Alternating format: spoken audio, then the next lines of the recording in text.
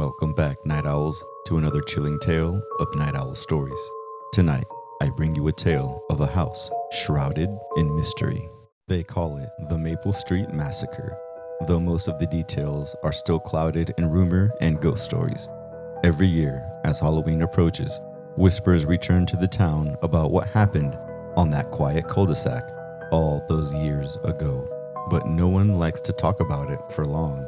Everyone knows Maple Street is haunted by that Halloween night, and some scars run too deep to heal. The night of October 31st, 1998 started like any other Halloween. Kids filled the streets, dressed as vampires, ghosts, and ghouls, laughter and squeals echoing through the neighborhood. As they went from house to house collecting candy, families had gone all out that year. Decorations covered every yard, plastic tombstones, glowing skeletons, and jack-o'-lanterns flickering in the dark. But one house stood out, the old Miller house, sitting at the end of the street, draped in shadows. The Miller house had been empty for years. Rumor was that the family had left suddenly, and no one ever saw them again. The town had whispered about it for years, how strange lights would sometimes flash from its windows at night, how people had heard faint whispers if they walked too close. No one dared to trick-or-treat there until that year. A group of kids, Tommy, Maria, Josh, and Lucy, dared each other to go up to the front door and knock. They were the bravest in their class, or at least liked to think that they were. And tonight, they were determined to prove it. They made their way up the long, overgrown path, flashlights in hand, excitement and dread bubbling up in their chests. When they reached the porch, Tommy knocked, the sound echoing in the empty night. They waited, heartbeats quickening, laughing nervously. After a few seconds of silence, the door creaked open on its own, revealing nothing but darkness inside. Hello? Lucy called, her voice barely above a whisper. There was no answer, only the faint sound of something moving deeper inside. It was Maria who stepped inside first, daring the others to follow. They stepped across the threshold, giggling to hide their fear. As soon as they were all inside, the door slammed shut behind them, and every flashlight flickered and died, plunging them into darkness. They were trapped. The first thing they noticed was the smell, a sickly, sweet odor that clung to the air. Thick and suffocating, it reeked of decay, something festering in the walls. They tried to open the door, but it wouldn't budge.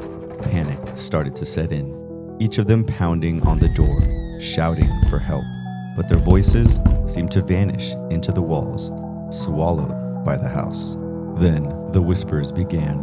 Low, hissing voices filled the air, seeming to come from every corner of the room. They weren't words exactly, but dark, guttural sounds that twisted around them, crawling under their skin. Shadows began to flicker at the edges of their vision, moving closer, taking shapes that grew more twisted and sinister with each passing second. The kids stumbled through the dark house, searching for an exit, but the layout seemed to shift with every turn. Hallways appeared where they shouldn't. Doors led to empty rooms, and staircases seemed to spiral down forever. They were caught in a maze that defied logic, and with each step, the shadows grew darker, more solid, as if feeding on their fear. At some point, they got separated. Tommy swore he saw Josh being pulled into a dark room by something that gripped his arm too tightly. Something with long, bony fingers that melted into the shadows. His screams echoed through the halls, a sound so raw and full of terror that it seemed to shake the walls. Maria and Lucy huddled together, clinging to each other as they stumbled into the basement. The walls were lined with decaying Halloween decorations, old grinning masks with hollow eyes, rotting costumes hanging like skin on the walls. In the middle of the room sat a dusty table, covered in broken candy wrappers, as if someone had thrown a Halloween party here years ago and left it frozen in time. But then they saw the faces, dozens of pale, lifeless faces staring at them from the darkness, each one with hollow black eyes and twisted, frozen grins. They looked like dolls, but the faces were too real, the skin too lifelike. as if they had been human once, and they all stared at the girls, mouths stretching into wide, hungry smiles. Upstairs, Tommy was running as he heard his friend's screams echoing through the house. He didn't know where he was anymore, stumbling through endless hallways, every door leading to another dead end. He could feel something following him, a presence that seemed to sink its claws into his mind, filling him with images of darkness, of faces twisted in agony. Finally, he found a window. He banged on the glass, desperate, screaming for someone to help. But the streets outside was empty. The lights from the houses seemed distant, blurred, as if he was staring into another world. And then he saw them, the faces of his friends, staring back at him from the reflection, pale and hollow-eyed, their mouths stretching into grotesque, unnatural smiles. Outside, the last few trick-or-treaters noticed the faint glow from the Miller house. Some said they heard laughter coming from inside, strange and echoing. But when they tried to look closer, the lights went out and the house fell silent. The next morning, the police found 4 sets of Halloween candy bags lying on the front porch, untouched, but no sign of the kids. They searched the house from top to bottom, but it was as empty as it had been for decades.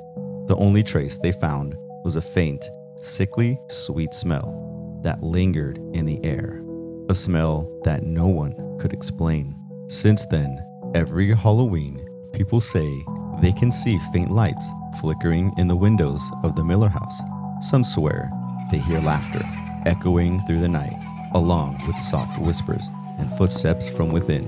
And every year, the legend grows that if you approach the house on Halloween night, you might see shadows at the window, pale faces with hollow eyes smiling at you, inviting you in. But if you're foolish enough to go inside, you'll join the party forever.